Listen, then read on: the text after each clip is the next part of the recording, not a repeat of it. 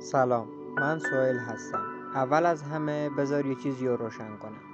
ترید یعنی خرید و فروش یه دارایی مثل ارز دیجیتال، سهام یا طلا توی یه بازه زمانی کوتاه برای کسب سود، نه سرمایه گذاری بلند مدت، نه قمار. برای شروع 3 تا کار انجام دادم. 1. آموزش رایگان. رفتم سراغ کانال‌های یوتیوب معتبر و مفاهیم پایه مثل حمایت و مقاومت رو یاد گرفتم. 2. حساب دمو.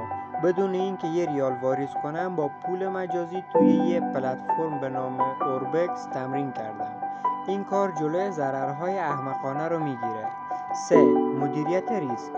یه قانون ساده گذاشتم. توی هر معامله بیشتر از 2% کل سرمایه‌ام ریسک نکنم. اگه دوست داری این مسیر رو با هم بریم، کانال رو سابسکرایب کن و زنگوله رو بزن تا ویدیوهای بعدی رو از دست ندی.